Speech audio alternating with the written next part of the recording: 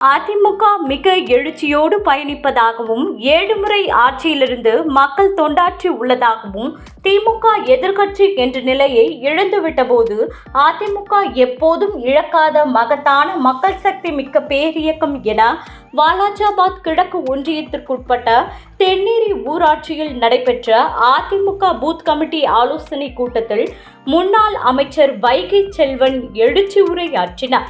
அண்ணா திராவிட முன்னேற்ற கழகம் எழுச்சியோடு பயணிக்கிறது. 7 முறை ஆட்சி பீடத்தில் இருந்து மக்கள் தொண்டினை ஆட்சி இருக்கிறது. திமுகவை எதிர்க்கட்சி என்கிற நிலையை இழந்து விட்ட போது அண்ணா திராவிட முன்னேற்ற கழகம் எப்போதும் இழக்காத மகத்தான மக்கள் சக்தி மிக்க பேரியக்கம்.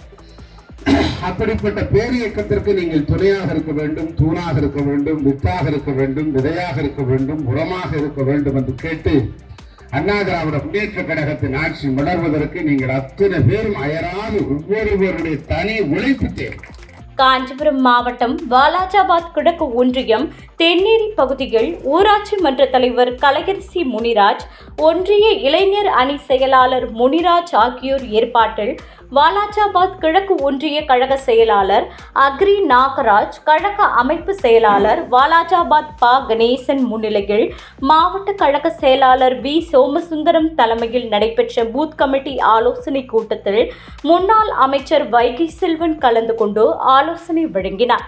அப்போது பேசிய அவர், அதிமுக மிக எழுச்சியோடு பயணிப்பதாகவும் 7 முறை ஆட்சியிலிருந்து மக்கள் தொண்டாற்றி உள்ளதாகவும் திமுக எதிர்க்கட்சி என்ற நிலையை இழந்துவிட்ட போது அதிமுக எப்போதும் இழக்காத மகத்தான மக்கள் சக்தி மிக்க பேரியக்கம் என முன்னாள் அமைச்சர் வைகை செல்வன் எழுச்சி உரையாற்றினார்.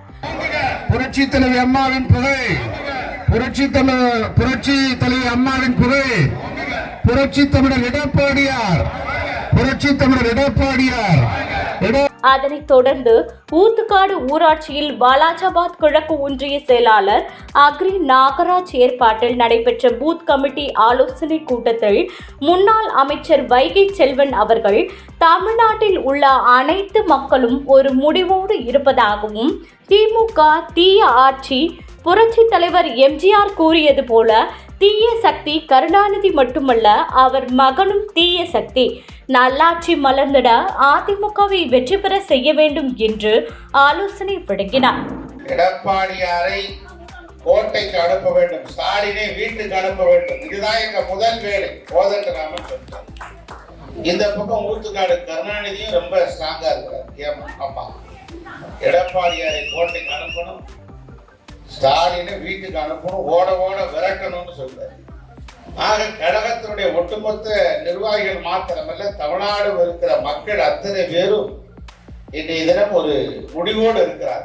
திமுக தீய ஆட்சி, புரட்சி தலைவர் எம்ஜிஆர் என்ன சொன்னார், தீய சக்தி கருணாநிதி, அவர் மட்டும் தீய சக்தி, அவர் மகனும் தீய சக்தி, நல்லாட்சி இல்லை.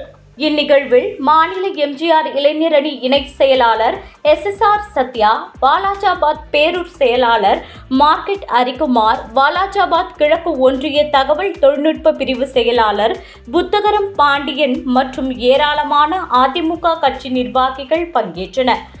காஞ்சிபுரம் மாவட்ட செய்தியாளர் மிதீஷ் குமாருடன் செய்தி வாசிப்பாளர் மகாலட்சுமி நாச்சியப்பன்.